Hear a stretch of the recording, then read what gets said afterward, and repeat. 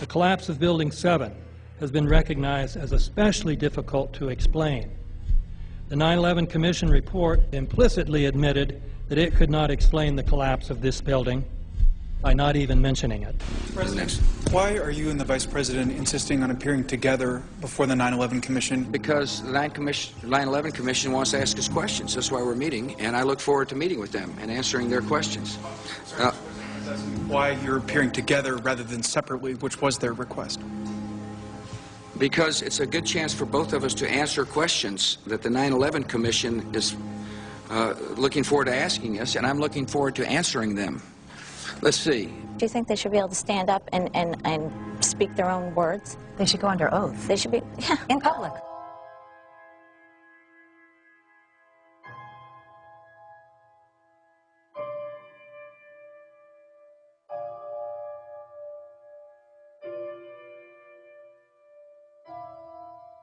Don't you think that the families deserve to have a transcript or to be able to see what you Adam, said? you asked me that question yesterday. I got the same answer, yeah. The final report was a unanimous report. That means that if there was a single commissioner who had any objection about anything, that fact would be dropped from the report. We have found out that he not only served on the transition team of the Bush administration, that he was a person who wrote a draft memo for the setup of the Bush administration's National Security Council, that he was an individual who wrote the preemptive war strategy that was eventually used for the war in Iraq, that he is a close friend of Condoleezza Rice's. We want him to resign. There is literally nothing in the 9/11 report that the Bush administration did not approve of. We can understand, therefore, why the Commission, under Zelikow's leadership, would have ignored all the evidence that would point to the truth, that 9/11 was a false flag operation intended to authorize the doctrines and funds needed for a new level of imperial mobilization.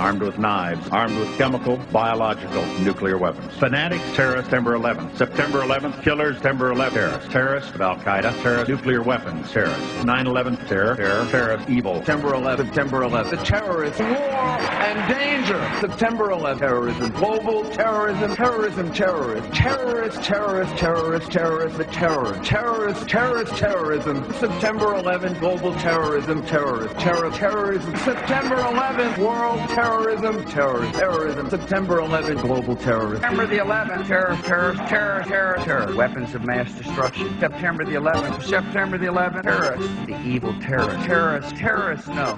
Terrorism. The words are hypnotically repeated. Terrorism, terrorist, terrorist threat, and of course, believed to be linked to Al-Qaeda. But it's the so-called war on terrorism that's in our faces practically 24/7 as the inescapable focus of our existence. One day, our grandchildren will look back on this time and ask, how was the war on terror won? The entire U.S. ruling class, ruling elite, comes to see terrorism as the preferred means, indeed the only means, to provide social cohesion, to provide an enemy image for the society to keep it together. According to neocon theory from Carl Schmitt, you have to have an enemy image in order to have a society. It's a very dangerous thing because now it means that the entire social order, the political parties, intellectual life, politics in general, all based on a monstrous myth. Monstrous myth.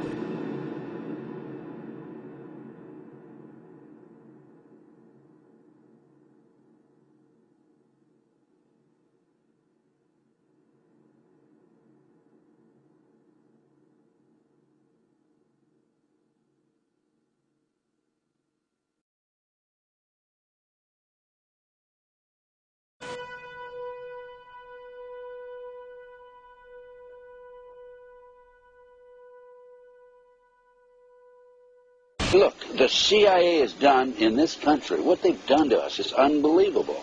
Look at the terrorist acts that have occurred. The CIA behind most, if not all of them. We had the Marine barracks. We had our embassy in Kenya. We had Pan Am 103. We had the USS Cole. We had Oklahoma City. We had the World Trade Center in 1993. That helped the terrorists blow up the World Trade Center the first time. They built the bomb. They got the driver's license. The informant, the FBI informant, a fellow named Salam, a 43-year-old former Egyptian army officer, he was given the assignment to put the bomb together. And he went to his supervisor, his FBI supervisor, and said, we're going to put a dummy bomb in here, right? And the FBI supervisor said, no, we're going to put a real bomb. The FBI actually carried out the attack on the World Trade Center in 1993. They actually hired Ahmad Salam and paid him $1 million and gave him real explosives, a detonator, and told him to build a bomb and to give it to the foolish people that he was controlling to allow them to attack the World Trade Center complex.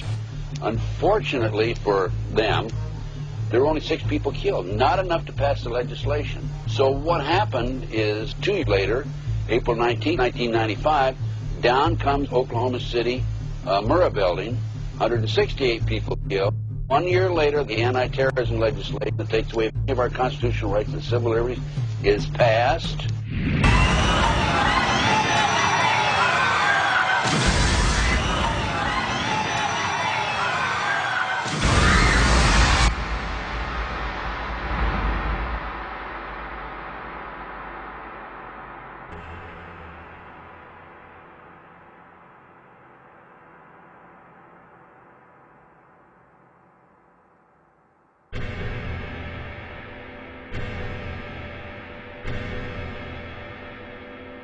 Because at 9:30 this morning, we were actually running an exercise for over a company of 1,000 people in London, based on simultaneous bombs going off precisely at the railway stations that happened this morning.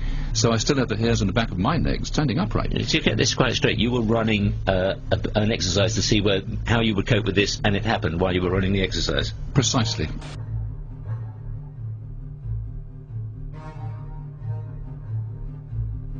Supposed to believe is some kind of coincidence, there was also an anti-terrorist drill going on 7/7.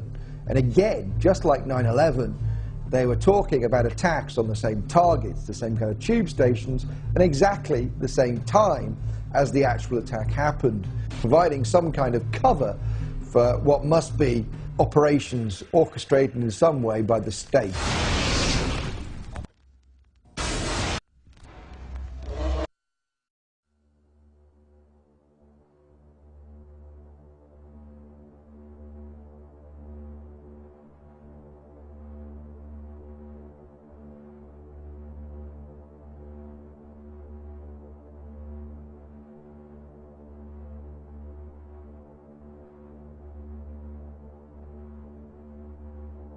I am absolutely appalled at how much people in this country do not think.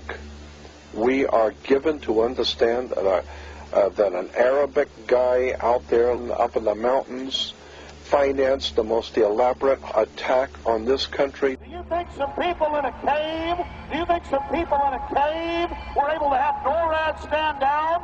Do you think that people in a cave were able to have all of this happen? And when I think about how many Americans were killed in New York City, and believing as I do that this thing was a setup job, this is a textbook operation that Nazis used, and they've used it over and over again. America has been suckered in one more time.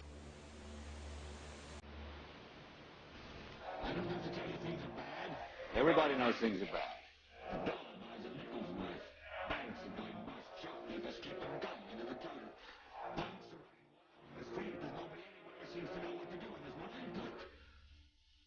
We know the air is unfit to breathe and our food is unfit to eat. We sit watching our TVs while some local newscaster tells us that today we had 15 homicides and 63 violent crimes, as if that's the way it's supposed to be.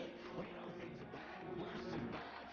They're crazy. It's like everybody's going crazy, so we don't go out anymore. We sit in the house and slowly the world is getting smaller, and all we say is please, and please, please, let's load in our living rooms. Let me have my toaster, my TV, my steel-belted radio.